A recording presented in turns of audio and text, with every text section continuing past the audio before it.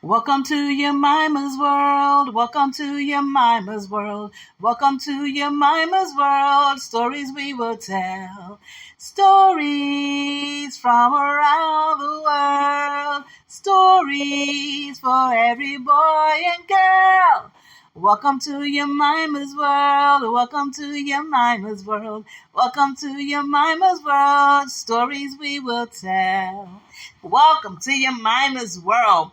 Welcome to lunchtime, dinner time, midnight snack, story time. I am your hostess, Yemima, and we are going to be reading today. I Am Dutty Boukman, written by Amina Phelps. All right, let's get into it. Once upon a time, on an island known as the Pearl of the Antilles, there were villains from France that occupied the land. The island was called Saint Domingue, or Haiti, as we know it today. It is the richest country in the Western Hemisphere and contains an abundance of natural resources like gold, silver, oil, sugar, and copper, and so much more. For many years, the villains robbed the land and mistreated the people until one day, Olodumare, the spirit of the earth, had enough. I can't take this. They are destroying the island, and look how they are mistreating the people. Something must be done. Olodumare decided to send magic powers to 5 special people. This is the story of the second superhero, Dutty Boukman. It took Olodumare 30 years to find Boukman, but when he did, he knew he was the one. He found Boukman in Jamaica, teaching other Africans on the island how to read. Knowing how to read was considered a crime by the evildoers, because having knowledge is also a superpower, and anyone caught would be punished. Boukman's courage to take the risk to teach was just the trait Olodumare was looking for. He needed someone with the spirit of a warrior to carry out the next stage of the revolution. One day, Olodumare made it so that Boukman was caught teaching, and his punishment was to be transported away from his family to the island of Saint Domingue. Just like Makandal, Boukman fell into a deep sleep on the ship during transport, and like the sound of the waves, he heard a whisper softly say, "Boukman, you will end slavery, and when you do, those free Africans will rule independently. When you land, find the Maroons," he commanded. As the ship docked in the port, Boukman awakened, and although the whisper felt like a dream, he remembered the word Maroons. What is a Maroon? He thought to himself. When he arrived at the sugar plantation, he was assigned to work as a horse carriage driver and immediately saw how poorly the Frenchmen treated the people of Saint Domingue. As a driver, he was able to meet many people, and during his travels, he always asked about the Maroons. Most people said they didn't know. Others warned that he should not mention their name. One day, he stopped by a stream to get a drink of water and saw a woman walking. "Madam," he called out. The lady turned toward him. "My name is Boukman. Do you know who or what the word maroon means?" "I am Cecile Fatima. How did you learn the name of the Maroons?" she asked. "I don't remember. It was as if someone whispered it in my ear, and I never forgot it," Boukman responded. "Well, you've come to the right place. I am an organizer and trainer of the Maroons and others who are against this evil system to fight for our freedom. The Maroons are descendants of Africans that refuse to live in bondage, and we live high in the mountains. We grow our own food and use the land as our main resource. I will teach you if you want to learn," Cecile offered. As they walked across the field, they climbed up the mountain and crossed a small creek, and up ahead Boukman saw a cave. "Where are we?" he asked. Cecile kept a steady pace up the hill. "This is Boyce Cayman, where we meet to discuss how we will attack the evildoers and regain our freedom." They walked through the cave, and on the other side were men and women sitting around a fire eating and talking. each person sharing their ideas on how the fight for freedom could be won. For several nights, Boukman would attend these meetings and meet with Cecile to learn all about the warriors and their customs.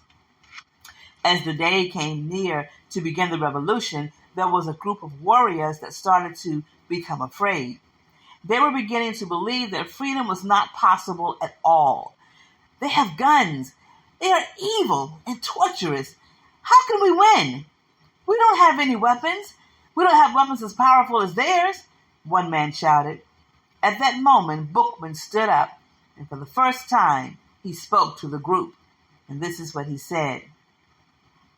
The God who created the earth, who created the sun that gives us light, the God who holds up the ocean, who makes the thunder roar, our God has ears to hear. You who are hidden in the clouds, who watch us from where you are, you see all the villains has made us suffer. The evildoer, God asked him to commit. The evildoer's God asked him to commit crimes, but the God within us wants us to do good. Our God, who is good, who is just, he orders us to revenge our wrongs. It is he who will direct our arms and bring us the victory. It is he who will assist us. We all should throw away the image of the evil man's God who is so pitiless. Listen to the voice for liberty that speaks in all our hearts. The words Boukman spoke gave the Maroons the courage, the strength, and the power that they needed to begin the revolution. Olodumare was pleased. The second piece of the puzzle was placed, but he knew he would need more superheroes. He needed someone who was smart, charismatic, and who had the power of a military leader. And so he consulted with the tribe, and they discovered Toussaint. Yes, I think he is the one. Olodumare smiled, and he began working on his next assignment to prepare Toussaint Louverture to carry the revolution forward. And that is the story of Dutty Boukman and how he was picked by the Almighty Divine to help begin the Haitian Revolution. We are in the month of August. We are in the month of Black August, what people sometimes refer to as our second Black History Month. But we know that we are Black every month, every day of every year. But August, you will find a lot of revolutionary stories, and I'm going to try to bring as many of them as I can during lunchtime, story time. So we will see what is going to happen to these revolutionaries and how they fought for freedom. Now, as far as the writer begins the book saying that Dutty Boukman had already had a superpower. His superpower was reading. Whenever I'm with my students, especially my little ones, first, second, third, fourth, fifth, kindergarten, pre-K, I always ask them to tell me what their superpowers are. And I get so excited when they say things like, my superpower is being kind, is helping someone, is reading, is learning different things. I get excited that they recognize that those are superpowers, real superpowers. So look, until next time, I hope you enjoyed I Am Dutty Boukman. There are books in this series. The first one that I read was about Mackendal, and I think I have one about Cecile Fatima, and I may have one about Toussaint. So until next time, you know the drill.